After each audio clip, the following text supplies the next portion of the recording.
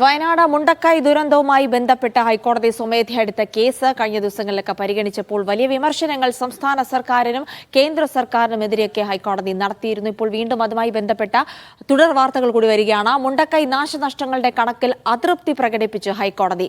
ദുരന്തത്തിലെ നാശനഷ്ടങ്ങളുടെ കണക്ക് സംബന്ധിച്ച് STRF വിശദീകരണത്തിൽ അതൃപ്തി പ്രകടിപ്പിച്ച് കോടതി. ഏകദേശ കണക്ക് പോലും നൽകാനാകുന്നില്ലെങ്കിൽ പണം ലഭിക്കുന്നില്ല എന്ന് എങ്ങനെ പറയാനാകുമെന്ന് കോടതി ചോദിച്ചു. STRFിന്റെ കയ്യിലുള്ള 677 കോടി രൂപ മതിയാവില്ലെന്ന് അമിക്കസ് ക്യൂറി കോടതി അറിയിച്ചു. പരസ്പരം കുറ്റപ്പെടുത്തുന്നത് നിർത്തൂ എന്നും സർക്കാരിനോട് കോടതി പറഞ്ഞു.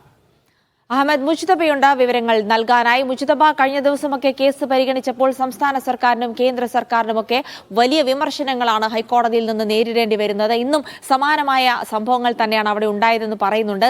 കഴിഞ്ഞ തവണ ഹൈക്കോടതി ആവശ്യപ്പെട്ടത് സംസ്ഥാനത്തിന്റെ STRFിന്റെ കണക്കിൽ എത്ര തുകയുണ്ട് എന്ന് വ്യക്തമാക്കാനാണ്. അപ്പോൾ അത് ഇന്നൊരു കൃത്യമായ കണക്ക് STRF സംസ്ഥാന സർക്കാർ നൽകിയിരിക്കുന്നു എന്ന് പറയുന്നു. പിന്നീട് എന്തുകൊണ്ടാണ് കോടതി അതിൽ വീണ്ടും അതൃപ്തി പ്രകടിപ്പിച്ചത്? മുജ്തബ,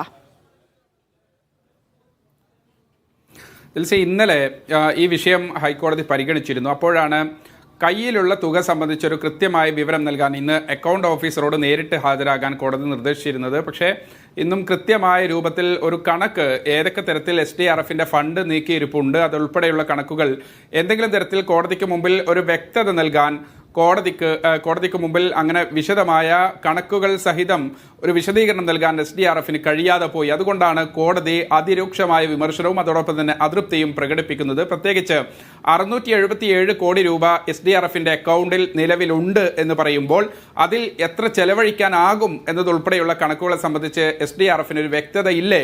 ഈ കണക്കുകളിൽ ഏതെങ്കിലും തരത്തിലുള്ള ഓഡിറ്റ് നടപടികൾ നടക്കാറുണ്ടോ എന്നതുൾപ്പെടെയുള്ള ചോദ്യങ്ങളാണ് കോടതി ചോദിക്കുന്നത്. ഒപ്പം തന്നെ ഓപ്പണിംഗ് ബാലൻസിൽ എത്ര തുകയുണ്ട് എന്നറിഞ്ഞാൽ അതിൽ നിന്ന് നിലവിൽ എത്ര ചെലവഴിച്ചു, അതോടൊപ്പം തന്നെ എത്ര ഇനി ചെലവഴിക്കാൻ കഴിയും, എത്രയാണ് മതിയാകാത്ത തുക എന്നതുൾപ്പെടെയുള്ള കൃത്യമായ കണക്ക് കോടതിക്ക് മുമ്പിൽ വിശദീകരിക്കുന്നതിൽ ഇന്ന് STRFിന് കഴിഞ്ഞിട്ടില്ല. അതുകൊണ്ട് കർശനമായ ഉപാധികളോടുകൂടി ഇനി ഒരവസരമുണ്ടാകില്ല. അടുത്ത വ്യാഴാഴ്ച ഈ കേസ് വീണ്ടും പരിഗണിക്കാൻ വേണ്ടി മാറ്റിയിട്ടുണ്ട്. അന്ന് വളരെ വിശദമായി കൃത്യവും വ്യക്തവുമായ കണക്കുകൾ STRF നൽകണമെന്ന് പറയുന്നുണ്ട്. ഇങ്ങനെ പരസ്പരം കുറ്റപ്പെടുത്തി പഴിചാരലുകൾ നടത്തി ആളുകളെ വിഡ്ഢികളാക്കരുത്. പകരം കൃത്യമായ കണക്ക് സഹിതം കോടതിക്ക് മുമ്പിൽ വന്നാൽ അതനുസരിച്ച് കേന്ദ്രത്തോട് ചില നിർദ്ദേശങ്ങൾ കോടതിക്ക് വെക്കാൻ കഴിയും. പക്ഷെ അതില്ലാത്തിടത്തോളം കാലം കോടതിക്ക് അത്തരത്തിലുള്ള നടപടിക്രമങ്ങളിലേക്ക് കടക്കാൻ കഴിയില്ല. ഇപ്പോഴും എല്ലാ ദിവസവും ഇങ്ങനെ പണം ലഭ്യമാകുന്നില്ല എന്നതുൾപ്പെടെയുള്ള കണക്കുകൾ പറഞ്ഞിരിക്കാതെ പകരം ഇത്ര ഷോർട്ടുണ്ട്, അല്ലെങ്കിൽ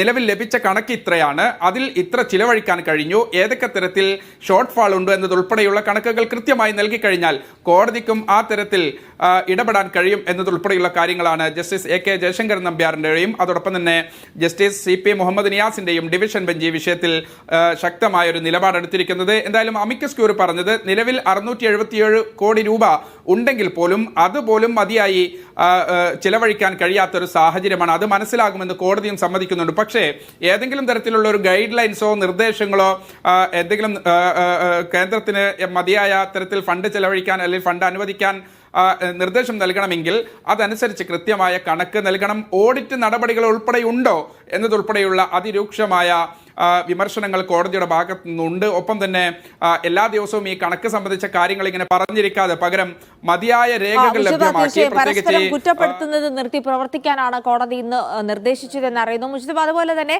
STRFിന്റെ ഫണ്ടിൽ 677 കോടി ഉണ്ട് എന്ന് കണക്കുകൾ പറയുമ്പോൾ ഈ നാശനഷ്ടങ്ങളുടെ കൃത്യമായ കണക്ക് കൂടി STRF എന്ന് നൽകിയിരുന്നു. അതിലേതെങ്കിലും പൊരുത്തക്കേടുകൾ ഉണ്ട് എന്നാണോ കോടതി പറയുന്നത്?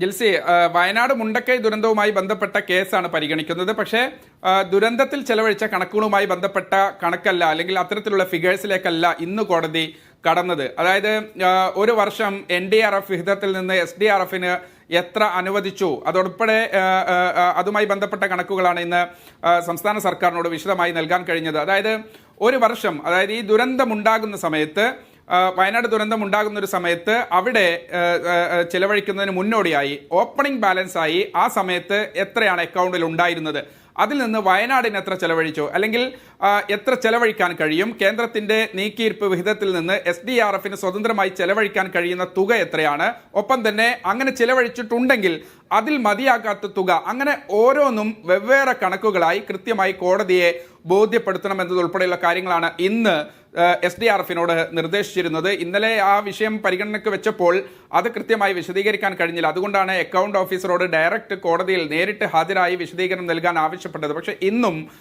അത് കൃത്യമായി തന്നെ കോടതിയെ ബോധ്യപ്പെടുത്തുന്നതിൽ, കോടതിയുടെ നിരവധിയായ ചോദ്യങ്ങൾക്ക് മറുപടി നൽകുന്നതിൽ, ഒരുപക്ഷെ SDRFന് കൃത്യമായി വിശദീകരണം നൽകുന്നതിൽ പാളിച്ച പറ്റിയിട്ടുണ്ട് എന്ന് തന്നെ മനസ്സിലാക്കണം. അതുകൊണ്ടാണ് കോടതി ഇത്ര രൂക്ഷമായി തന്നെ അക്കാര്യത്തിൽ ചില മാനദണ്ഡങ്ങൾ വെക്കുന്നത്. ഇങ്ങനെ കണക്കുകളിലെ കളി പറഞ്ഞിരിക്കാതെ അതിൽ വ്യക്തമായ ഒരു ചിത്രം നൽകിയാൽ അതിനനുസരിച്ച് കേന്ദ്രത്തോടെ എന്തെങ്കിലും നിർദ്ദേശം നൽകാൻ കോടതിക്ക് കഴിയും. കാര്യം ജനങ്ങളുടെ അവസ്ഥ, 290-ലധികം ആളുകൾ അങ്ങനെ അവരെ 296 ആളുകൾ മരിച്ച ഒരു ദുരന്തം, അല്ലെങ്കിൽ വലിയ തോതിൽ ദുരന്തങ്ങളുണ്ടായ ഒരു സ്ഥലത്തെ ആളുകൾക്ക് മതിയായ നഷ്ടപരിഹാരവും അതോടൊപ്പം തന്നെ പുനരധിവാസം ഒക്കെ ഉറപ്പുവരുത്തണമെങ്കിൽ കൃത്യമായ കണക്കുകൾ വേണം. മാത്രമല്ല ഇത് ജനങ്ങൾക്ക് അടിയന്തരമായി തന്നെ, പ്രത്യേകിച്ച് ജൂലൈയിൽ ഉണ്ടായ ഒരു ദുരന്തം, അത് കഴിഞ്ഞിപ്പോൾ ഡിസംബർ മാസമാകുന്നു, ഇപ്പോഴും ഈ കണക്ക് സംബന്ധിച്ച കാര്യങ്ങൾ പറഞ്ഞിരിക്കാതെ ഏതൊക്കെ തരത്തിലാണോ ഇത് ഉപയോഗപ്പെടുത്താൻ കഴിയുക, അത് കോടതിയിലിരിക്കുന്ന, പരിഗണനയിലിരിക്കുന്ന ഒരു വിഷയം എന്നുള്ള നിലയ്ക്ക്